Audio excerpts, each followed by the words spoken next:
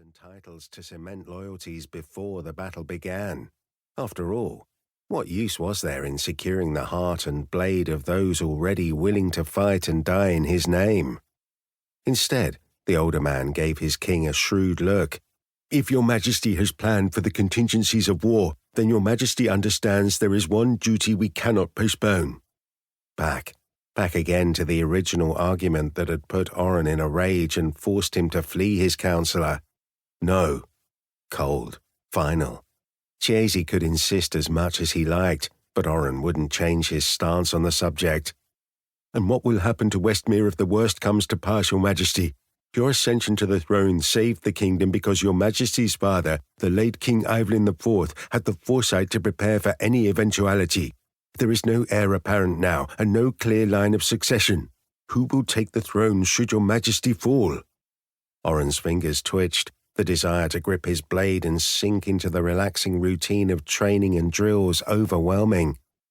There was a point of truth to the High Steward's words.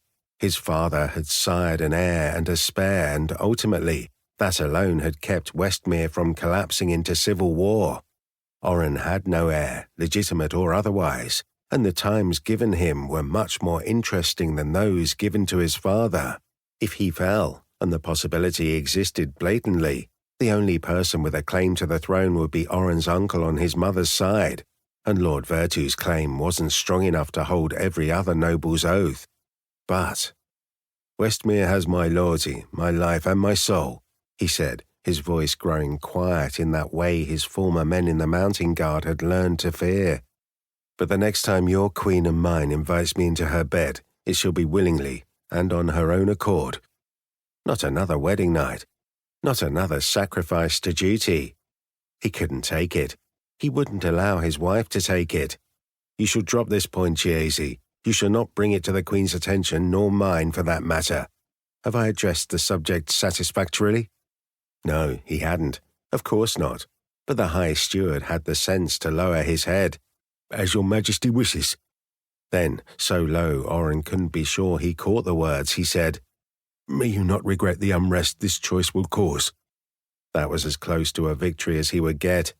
Oren forced his shoulders to relax, his body to take a step back. "Now, my Lord High Steward, what other matter requires my attention?" So many of them, the list seemed endless. "The winter festival is upon us. Shall I present the list of entertainment for the Senate for your majesty's approval, or shall her majesty be in charge?"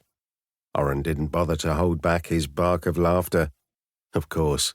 Threat of war, political unrest, and the possibility of further betrayal all hung in the air, and the court, ever-hungry monster that it was, required the king's attention to be fixed on a ball.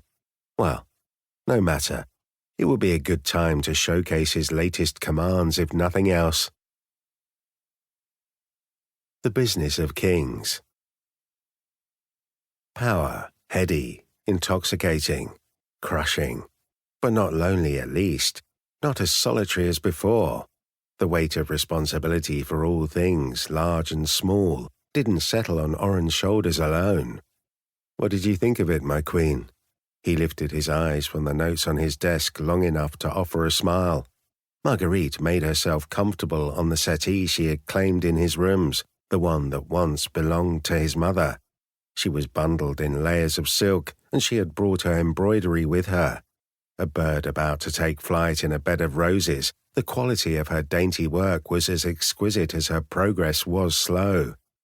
If Oren were a betting man, he would bet not a stitch had been added to the cloth since she had become the Queen of Westmere.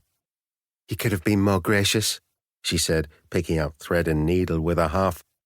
With another huff, she dropped her embroidery. "If you were so eager to be done with the preparations, why attend to them personally in the first place?" "You tell me." Oren's lip kicked up at the corner, a tiny, private smile for the poor bird, discarded and forgotten, as he turned back to his own matters, determined to put a dent in the amount of work that had piled up since his coronation. "If I hold my tongue, you won't resist the temptation to lecture me."